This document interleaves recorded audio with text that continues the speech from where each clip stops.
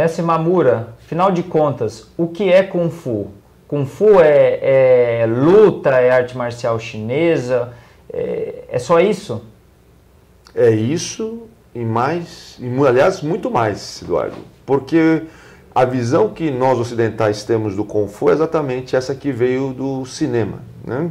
Mas, tradicionalmente, na cultura chinesa, o Kung Fu representa qualquer habilidade em qualquer área da manifestação humana, onde há um investimento paciente e esse investimento decorre do desenvolvimento, do aprimoramento pessoal. Então, é muito interessante essa conexão entre o artista e sua arte, ou seja, para que a sua arte evolua, o artista precisa ser um ser humano melhor. E nos dê exemplos do dia a dia, os mais simples possíveis, de como o Kung Fu aparece. O Kung Fu, você observa, portanto, que esse tipo de caracterização é muito difícil na nossa cultura, porque nós observamos sempre uma separação entre a arte e o artista. Por exemplo, um jogador de futebol ele não precisa ser um ser humano melhor para jogar melhor futebol. Então você observa que muitas vezes nós temos até ao contrário, grandes craques que muitas vezes como ser humano podem até deixar a desejar dentro de determinados aspectos, né? Então essa relação entre a pessoa e sua arte, ela é uma coisa muito rara de acontecer dentro da nossa cultura, né? Embora, claro, existem pessoas que podem manifestar muito sua arte e essa sua arte decorre muito da sua disciplina, do cultivo e principalmente da percepção do que é a natureza humana. Só para ficar claro, o que você está chamando de arte? Para o chinês, arte significa a mesma coisa para um ocidental, para um brasileiro? Eu acho que a arte é toda aquela manifestação humana que tem um nível de originalidade em algum aspecto, né? Mesmo que muitas vezes quando nós estamos copiando a natureza, mas existe algum nível de originalidade e que aquilo atingiu um grau de excelência, né? E essa arte, eu lembro muito bem, né, meu mestre Muyat, que ele, uma vez quando eu comecei a fazer alguns traços de pintura, que ele me incentivava muito a fazer, embora eu reconheço que não tenho nenhum talento para isso. Mas está desenvolvendo o seu Kung Fu. Pois é, e isso que ele falava. Ele falava assim, a arte é a partir do momento que você se esforça.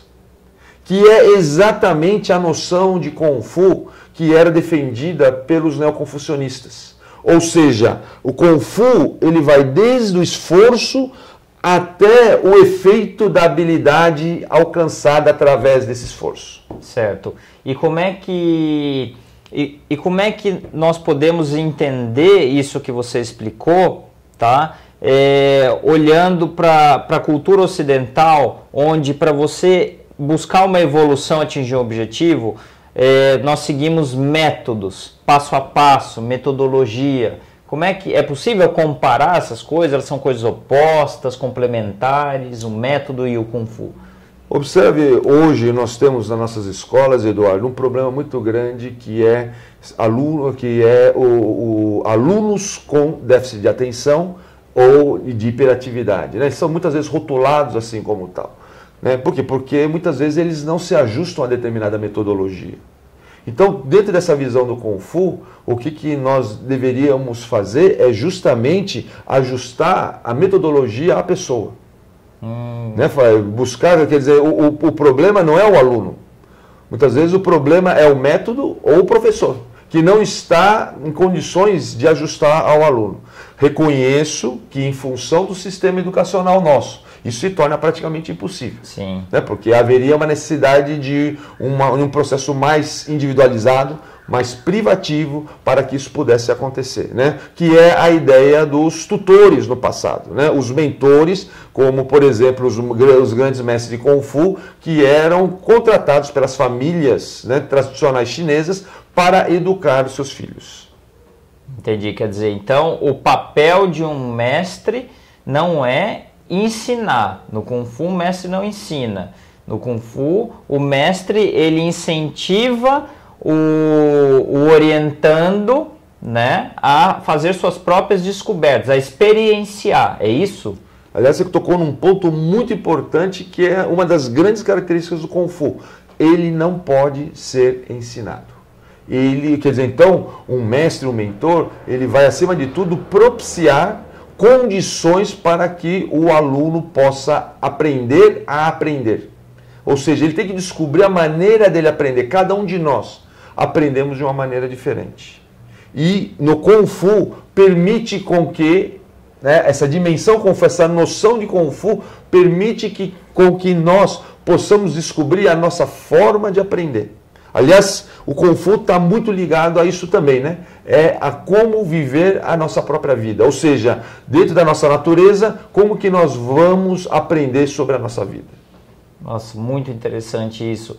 E qual a sua mensagem final aqui para os espectadores sobre Kung Fu? O que você queria deixar para eles? Olha, eu acho, Eduardo, que o mais importante hoje é essa oportunidade que nós ocidentais estamos tomando contato com essa noção de Kung Fu, que é uma noção inédita para nós. Então, ao tomar contato com isso, também nós podemos comparar, e os chineses podem observar também, que aquilo que era tão natural para eles foi uma opção pedagógica. Eles fizeram essa opção porque não é natural a ideia de Kung Fu também. Então, com isso, as duas culturas ganham. Então, essa noção de Kung Fu, ela funciona como uma interface para que nós possamos fazer uma reflexão recíproca, tanto os chineses com relação a nós e nós aos chineses, como desenvolver cada vez mais formas de nós captarmos essa ideia de Kung Fu. Porque uma das grandes características do Kung Fu é que, quando você precisa, ele aparece.